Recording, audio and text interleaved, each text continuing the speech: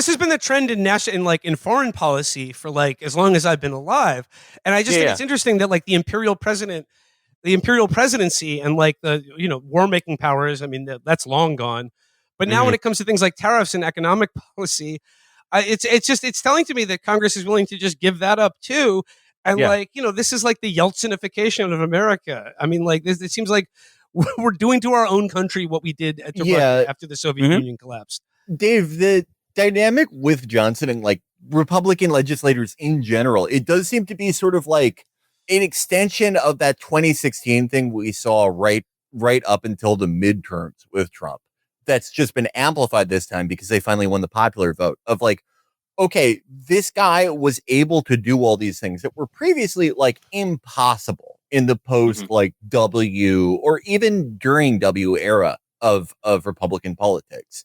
Therefore, anything he says that people say is stupid, especially if it is, just generally the media or everyone is calling it stupid. Therefore, all of that is going to work out too. Yeah. And I mean, that we're secretly furious with him. Where have I heard that before? Oh yeah. I don't take that seriously. And people say they're secretly furious. I think talking to Republicans, some of them look at Javier Milei in Argentina, and that's the model. They say this guy cracked it.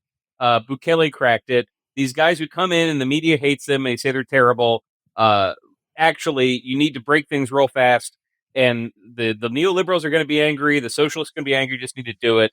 But then they'll point to other just stuff Trump did that there wasn't a huge backlash for. And one I've heard bring up, which is not that relevant, but I see why they bring it up, is when he moved the U.S. embassy from Tel Aviv to Jerusalem, all these experts said it was going to lead to disaster, and actually it was fine.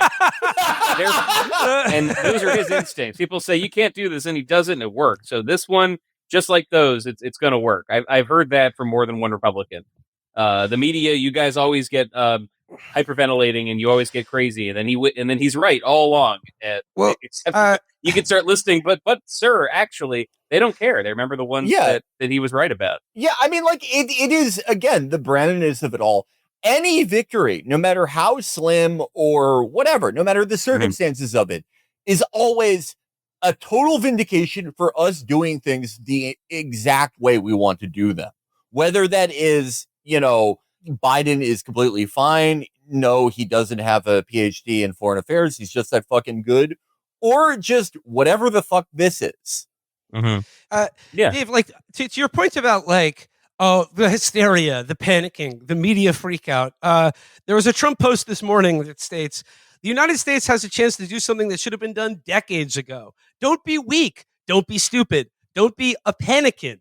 New party based on weak and stupid people. Be strong, courageous, and patient, and greatness will be the result.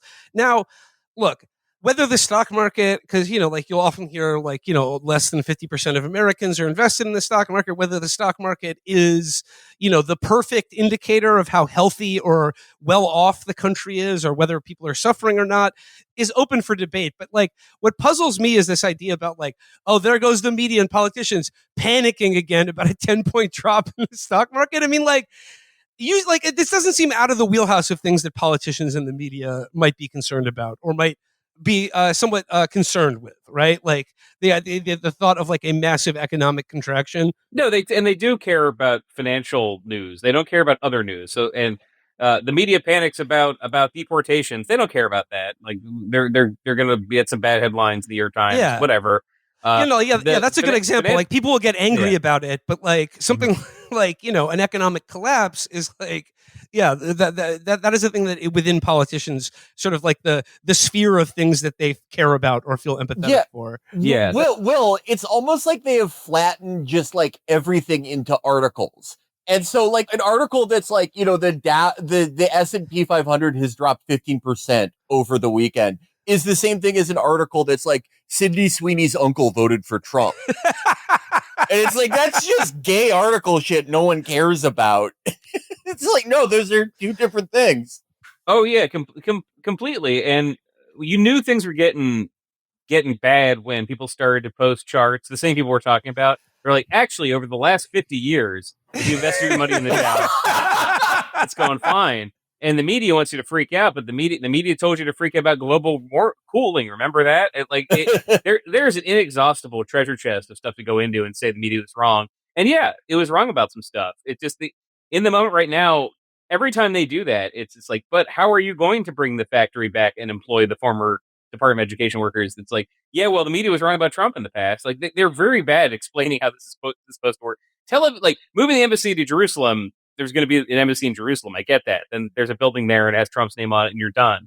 This one, I don't understand, and they really are kind of buffaloing their past every question by saying, "Well, he was right before," because everyone who's fair is like, well, yeah, he said something that we said was not going to work, and it worked. Point taken. What about the current thing that you're trying to do? They divert again. Yeah.